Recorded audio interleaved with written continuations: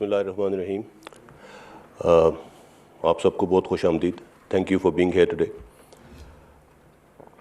آج کی اس press conference کا مقصد ملک کی مجموعی سیکیورٹی اور بارڈرز کی حالیہ صورتحال کے ساتھ ساتھ گزشتہ تقریباً ایک دہائی کے سیکیورٹی چیلنجز کا کمپیریٹیو انالیسس اور چند دیگر اہم امور کے حوالے سے آپ سب کو آگاہی دینا ہے. گزشتہ 10 سال ہر لحاظ سے پاکستان کے لیے ایک بہت چیلنجنگ وقت تھا. اگر 2020 ہی کی بات کر لیں تو اس سال میں سیکیورٹی چیلنجز کے علاوہ لوکسٹ اور کووڈ جیسی پینڈیمک نے پاکستان کی اکانومی اور فوڈ سیکیورٹی کو بھی خطرے میں ڈالے رکھا. پچھلی دہائی میں ایک طرف مشرقی سرحد اور لائن آف کنٹرول پر ہندوستان کی شرنگیزیاں جاری تھیں تو دوسری جانب مغربی سرحد پر کالعدم دہشت گرد تنظیموں، ان کے جوڑ توڑ اور پشت پناہی کے ذریعے پاکستان کو عدم استحکام کا شکار کیا جا رہا تھا. ان تمام چیلنجز کے باوجود ریاست تمام قومی اداروں، افواج پاکستان، انٹیلیجنس ایجنسیز اور سب سے اہم پاکستانی عوام نے متحد ہو کر ان مشکلات کا بھرپور مقابلہ کیا اور بحیثیت قوم الحمدللہ اللہ تعالیٰ نے ہمیں سرخرو کیا. مغربی سرحد پر قبائلی اضلاع میں امن و امان بحال کرنے کے ساتھ ساتھ وہاں سوشو اکنامک پروجیکٹس کا آغاز کیا جا چکا ہے. پاک افغان اور پاک ایران سرحد کو محفوظ بنانے کے لیے مربوط اقدامات کیے گئے. دہشت گردی کے خلاف کامیاب آپریشنز کے نتیجے میں سیکیورٹی کی مجموعی صورتحال بہت بہتر ہوئی. ہندوستان کے مذموم عزائم ہوں یا پاکستان کے خلاف ہائبرڈ وارفیئر کی اپلیکیشن، خطرات اندرونی ہوں یا بیرونی، ہم نے ہمیشہ ایویڈنس اور حقائق کے ذریعے ان کی نشاندہی بھی کی اور کامیابی سے مقابلہ بھی کیا. اور اس چیز کو اب دنیا بھی مان رہی ہے، بیکاز ٹروتھ آلویز پریویلز. جن چیلنجز کا میں نے ابتدا میں ذکر کیا اس حوالے سے سیکیورٹی ڈومین میں جو اقدامات کیے گئے ان میں سے میں چند اہم اقدامات کا ذکر یہاں پہ ضروری سمجھتا ہوں. آپریشن رد الفساد میں ہول آف نیشن اپروچ کے ذریعے پوری دہائی کی اچیومنٹس کو کنسالیڈیٹ کیا گیا. اس آپریشن کے ذریعے دہشت گردوں کی سپورٹ بیس، ان کے فیسیلیٹیٹرز، بیٹرز اور فائنینشرز اور غیر قانونی اسلحہ و بارود کا بڑی حد تک خاتمہ کیا گیا. الحمدللہ آج پاکستان میں کوئی بھی آرگنائزڈ ٹیررسٹ انفراسٹرکچر ماضی کی نسبت موجود نہیں ہے. آپریشن رد الفساد کے تحت 3,71,000 سے زیادہ انٹیلیجنس بیسڈ آپریشن کیے گئے. یہ صرف پچھلے 3 سال کے اسٹیٹسٹکس ہیں. 72,000 سے زائد اسلحہ، 5 ملین ایمونیشن اور تقریباً 450 ٹن بارود ریکور کیا گیا. مینیفیسٹیشن آف سکسیس کو اگر پیمانے پہ پرکھا جائے تو 2007-8 میں قبائلی اضلاع پر صرف 37% علاقے پر ریاستی عملداری رہ گئی تھی. آج الحمدللہ تمام ٹرائبل ڈسٹرکٹس مکمل طور پر خیبر پختونخوا کا حصہ بن چکے ہیں. دہشت گردی کے بڑے واقعات میں 2019 کی نسبت ہی 2020 میں 45% کمی آئی. جبکہ دہشت گردی کے واقعات کو اگر 2013 میں جو پیک کر رہے تھے اوسطاً 90 پر ایئر تھے، آج وہ گھٹ کر صرف 13 پر ایئر پہ آ گئے. قانون نافذ کرنے والے اداروں نے گزشتہ سال ملک بھر میں 50% سے زائد ٹیررسٹ تھریٹس کو اوارٹ کیا. اگر پچھلی 2 دہائیوں کی دہشت گردی کے واقعات کی کیجولٹیز کا ہی جائزہ لے لیں تو 2013 میں کیجولٹیز کا یہ فگر 414 تھا، جبکہ 2020 میں 98، جو کہ ایک نمایاں کمی ہے۔ خودکش حملوں میں 97% کی واضح کمی آئی ہے۔ کراچی، جو کہ آبادی کے لحاظ سے دنیا کے بڑے شہروں میں 12ویں نمبر پر ہے اور پاکستان کی معیشت میں ریڑھ کی ہڈی کی حیثیت رکھتا ہے، 2014 میں کرائم انڈیکس میں کراچی دنیا میں 6 نمبر پر تھا۔ 2020 میں امپروو ہو کر کراچی دنیا کے کرائم انڈیکس میں 103 نمبر پر آ چکا ہے۔ یہ ڈیولپڈ ورلڈ کے بڑے بڑے کیپٹل سے بھی بہتر امن و امان کی صورتحال ہے۔ کراچی میں دہشت گردی میں 95%، ٹارگٹ کلنگ میں 98%، بھتہ خوری میں 99%، جبکہ اغوا برائے تاوان کے واقعات میں 98% کمی واقع ہوئی ہے۔ جہاں تک ویسٹرن بارڈر کی سچویشن اور بارڈر مینجمنٹ کا تعلق ہے، اس کے تحت border terminals, scanners, biometric systems, border post اور فینسنگ کے ذریعے امن و امان کی صورتحال میں بہت بہتری لائی گئی ہے۔ 2611 کلومیٹر پاک افغان سرحد پر 83% سے زائد کام مکمل کر لیا گیا ہے، جو کہ انشاءاللہ سال کے وسط تک کمپلیٹ ہو جائے گا، جبکہ پاکستان ایران بارڈر پر 37% سے زائد کام مکمل ہو چکا ہے، اور امید ہے کہ اگلے 1 سال تک یہ بھی انشاءاللہ پایہ تکمیل میں پہنچ جائے گا۔ 1068 پلانڈ فورٹس میں سے 482 سے زائد فورٹس بارڈر کے ساتھ تعمیر کیے جا چکے ہیں۔ بارڈر کنٹرول میئرز کے نتیجے میں بارڈر ٹرمینلز کے ذریعے نقل و حرکت میں 33% اضافہ ہو چکا ہے فینسنگ کی وجہ سے۔ اینٹی سمگلنگ آپریشنز اور نوٹیفائڈ کراسنگز سے نقل و حرکت کے نتیجے میں صرف پچھلے 6 ماہ میں اگر ریونیو ریسیو کو دیکھا جائے تو 48 بلین کے ریونیو میں اضافہ ہوا ہے۔ اس حوالے سے کسٹمز کا کردار بھی قابل ستائش ہے۔ بارڈر ایریاز کے عقبی علاقوں میں دہشت گردی کے واقعات میں 55% کمی ہوئی ہے، جبکہ بارڈر ڈسٹرکٹس میں آئی ڈی دھماکوں میں 16% کمی ہوئی۔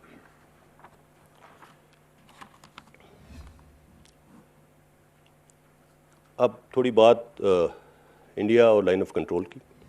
سرحد بالخصوص ایل او سی پر ہندوستان کی اشتعال انگیزیوں میں اضافہ ہوا ہے اور ہندوستان نے شہری آبادی کو خاص کر نشانہ بنایا، جس میں معصوم بچے، خواتین اور بزرگ افراد بھی شامل ہیں۔ گزشتہ سال میں 3097 سیز فائر وائلیشنز ہوئیں، جن میں 28 معصوم افراد شہید اور 257 زخمی ہوئے۔ بالخصوص 2014 سے 2020 میں ہندوستان کی سیز فائر وائلیشنز میں بے انتہا اضافہ ہوا۔ 2019 میں سب سے زیادہ سیز فائر وائلیشنز ہوئیں، جبکہ 2018 میں سب سے زیادہ سویلین کیجولٹیز 377 کیجولٹیز ہوئیں۔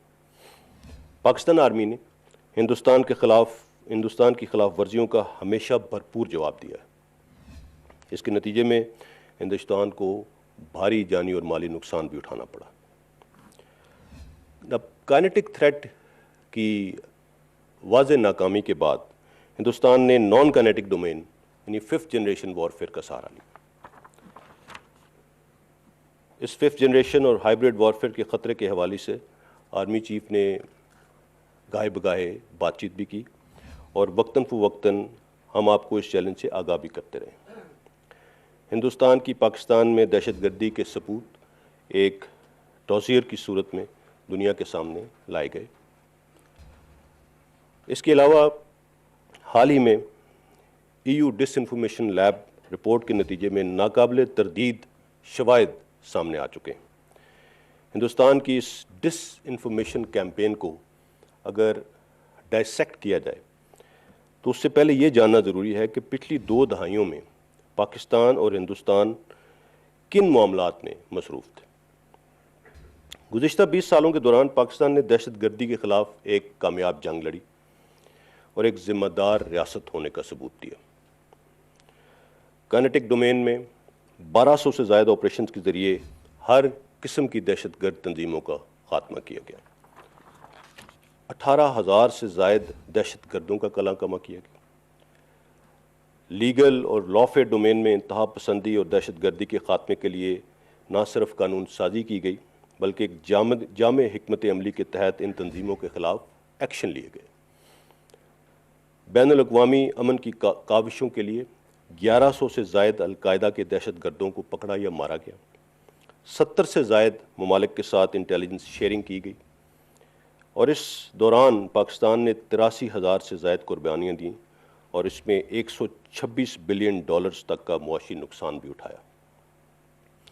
اب اگر آپ دیکھیں کہ ان 2 دہائیوں میں ہندوستان کیا کر رہا تھا، ہندوستان نے مشرقی سرحد پر اشتعال انگیزیوں میں اضافہ کیا، مقبوضہ کشمیر میں تقریباً پچھلے 1.5 سال سے تاریخ کا بدترین محاصرہ اور انسانی حقوق کی شدید خلاف ورزیاں جاری ہیں، اور فروری 2019 میں پاکستان کے خلاف جارحیت کی ناکام کوشش بھی کی۔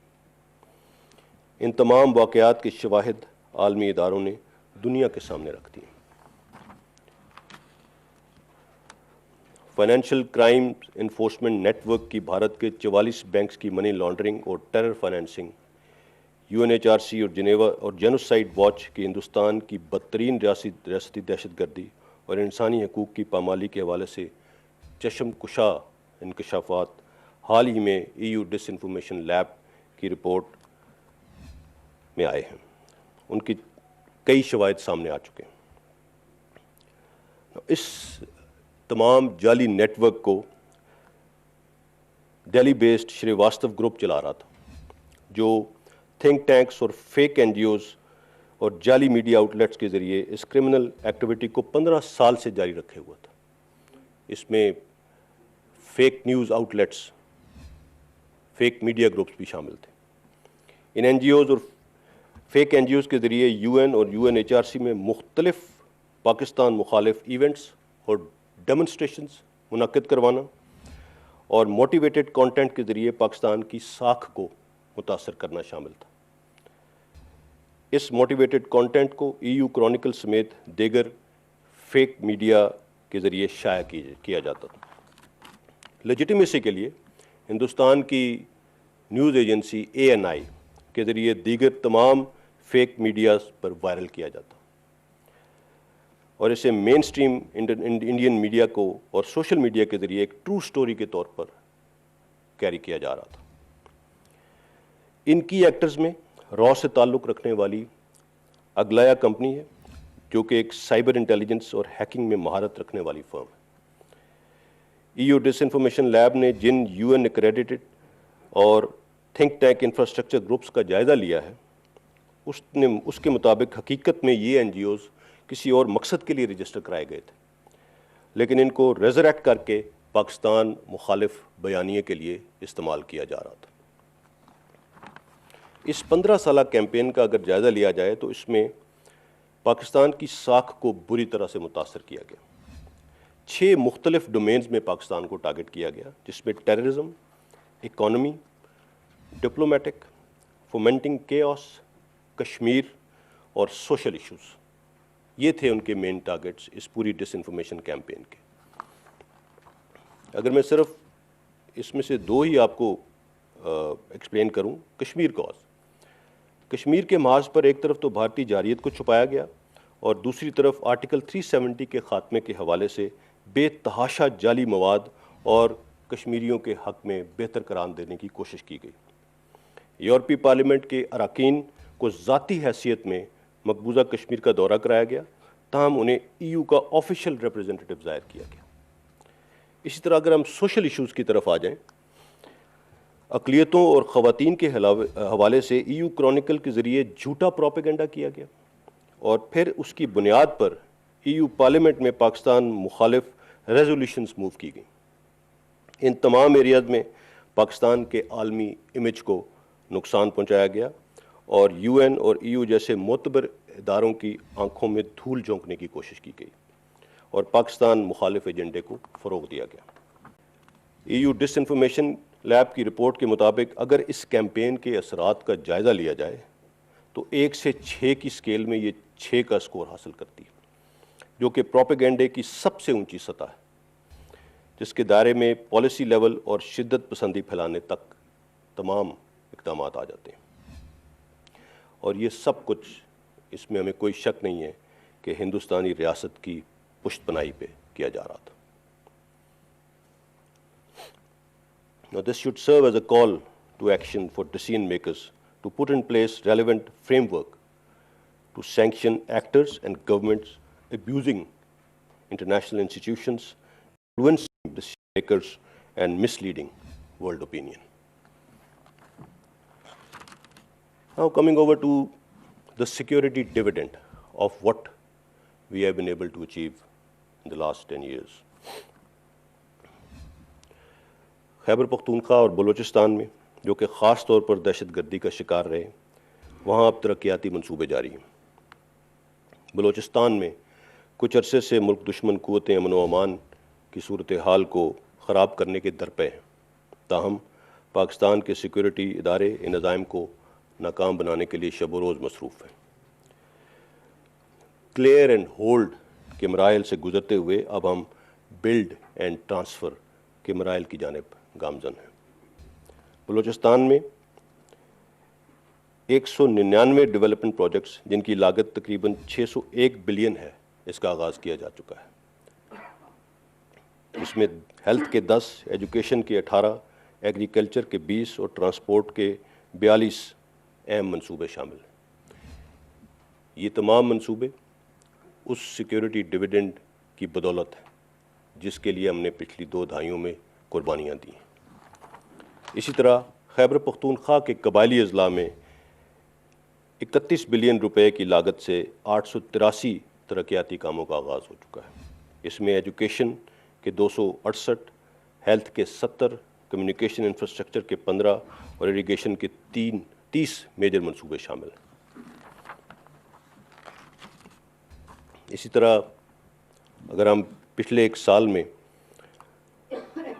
کرونا وبا کو انالائز کریں تو ہم نے بطور قوم اس چیلنج کا بھی حکمت اور دانشمندی سے مقابلہ کیا. پاکستان نے اپنے محدود وسائل کے باوجود NCC کے ماتحت NCOC کے ذریعے ایک بھرپور رسپانس دیا ہے اور اس کا اعتراف دنیا کر رہی ہے. اس حوالے سے تمام ڈاکٹرز، پیرامیڈکس، ہیلتھ ورکرز اور وہ تمام ادارے اور افراد جو اس وبا کے خلاف نبرد آزما ہیں، خراج تحسین کے مستحق. میں پاکستان کی میڈیا کا بھی خصوصی طور پر شکریہ ادا کرنا چاہتا ہوں، بیکاز ISPR NCOC کے ماتحت ایک انفارمیشن عام کے طور پہ بھی کام کر رہی تھی. میڈیا نے ایک طرف اس وبا کے دوران تمام عوام کی آگاہی کے لیے اپنے مفادات سے بالا تر ہو کر خدمت کی اور ایک عظیم مثال قائم کی. اس کے ساتھ ساتھ پاکستان کی میڈیا نے جس ذمہ داری کے ساتھ ہندوستان کے پروپیگنڈے اور پاکستان کو درپیش خطرات کو بے نقاب کیا، اس کے لیے بھی پاکستانی میڈیا مبارکباد کا مستحق. دشمن قوتیں ہمیں ناکام کرنے کی کوشش میں مصروف ہیں، ہمیں تقسیم کرنے کے در پہ. ہم سب کا انفرادی اور اجتماعی کردار اور ذمہ داریاں. منزل ایک ہے، پاکستان کو کامیاب بنانے میں اپنا کردار ادا کرنا ہے. Before I conclude, I would like to just mention that when we took on this challenge, the SWAT and enormity of this challenge was decidedly overwhelming. But with Allah's help and the resolute support of our great nation, we took it on. We have taken many hits on the way, but we did not relent, we did not budge. During this whole course, I think we have, in these testing times, we have come a long way as a nation, as a society, and as a military. The challenges that we overcame are now giving way to great opportunities. We are not out of the woods yet. This is something that we have to understand. We're not out of the woods yet, but we're almost there, alhamdulillah.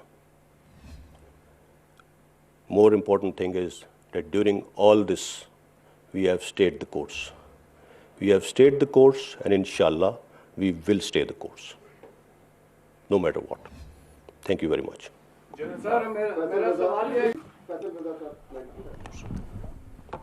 Sir, thank you very much. My question, you have already mentioned about the security situation in Balochistan and erstwhile FATA. How do you see the recent surge in terrorism incidents in Balochistan and erstwhile FATA, and how security apparatus is dealing with it, particularly with reference to the Indian involvement in Balochistan and the border areas? Thank you very much, sir. سر اسی کے ساتھ ایک supplementary یہ لے کہ ایک خبر یہ بھی آئی تھی کہ پرائم منسٹر صاحب کے ساتھ آرمی چیف نے بھی بلوچستان کا وزٹ کرنا تھا, تو پرائم منسٹر صاحب تو چلے گئے, آرمی چیف نہیں گئے, تو کیا آرمی چیف کا پلان ہے سر وہاں جانے کا؟ Thank you sir. Army chief انشاءاللہ اسی ہفتے کے دوران وزٹ کریں گے Quetta. As far as your question is concerned, you just said there's a surge. I've just shown you the statistics. There is a continuous downward trend in the incidents, جو high impact incidents کی میں بات کر رہا ہوں. پہلے ہمارا focus تھا erstwhile FATA. We cleared the area. اس کو ہم نے الحمدللہ رائٹ ناؤ جو میجر آپریشنس تمام وہاں پہ مکمل ہو چکے ہیں, اور اس وقت کوئی 1 انچ بھی ایسا نہیں ہے جہاں پہ اس وقت اسٹیٹ کی ریٹ نہ ہو. And then in the last couple of years we've shifted focus towards Balochistan. Now Balochistan کی جو سیکیورٹی انوائرمنٹ ہے, جو سیکیورٹی تھریٹس ہیں, جیسے ہم نے ایک ڈوسیئر پیش کیا تھا جس میں فارن منسٹر صاحب بھی شامل تھے. اس ڈوسیئر کے اندر جو مین ٹارگٹ تھا وہ بلوچستان تھا. مین ٹارگٹ بلوچستان, اور وہاں پہ جو ایک اہم منصوبہ سی پیک جو بلوچستان سے گزر رہا ہے اس کی وہ ٹارگٹ کیا جا رہا ہے. اب بلوچستان پاکستان کا 44% ہے, بہت بڑا ایریا ہے, بہت ریسورسز چاہیے اس کی سیکیورٹی کو مربوط کرنے کے لیے. اسی مد میں جو کام ہوا ہے, بلوچستان کی ایف سی کو انہانس کیا گیا ہے, اس کی کیپیسٹی بلڈنگ کی گئی ہے. اب پہلے پورے بلوچستان کو ایک ایف سی ہیڈ کوارٹر دیکھ رہا تھا, ابھی 2 بلوچستان ایف سی نارتھ اور ایف سی ساؤتھ بنا دی گئی ہے. اسی طرح ایک نیا ڈویژن, اسپیشل سیکیورٹی ڈویژن خاص طور پہ سی پیک اور اس کے پروجیکٹس کے لیے ریز کیا گیا ہے, جو کہ گوادر میں بیسڈ ہے, اور وہ ساتھ ابھی کوسٹ لائن کی سیکیورٹی کو بھی دیکھ رہا ہے. پھر جو فارمیشنز کوئٹہ میں موجود تھے وہ ابھی بلوچستان ہنٹرلینڈ میں موو کر چکے ہیں, اور لگاتار انٹیلیجنس بیسڈ آپریشنز کر رہے ہیں. تھریٹ ہے, اور جیسے میں نے کہا we not out of the woods yet, but الحمدللہ things are under control. Point security, ہر چپے چپے کی سیکیورٹی, جتنا بڑا صوبہ ہے بلوچستان, اس میں ہر جگہ پہ ایک سینٹری کھڑا کرنا پاسبل نہیں ہے, لیکن ایریا سیکیورٹی کو مضبوط کیا جا رہا ہے, اور انشاءاللہ ان حالات میں مزید بہتری آئے گی. So we will make sure that انشاءاللہ Balochistan is safe, because Balochistan is the future of Pakistan. That is how the government is looking at it.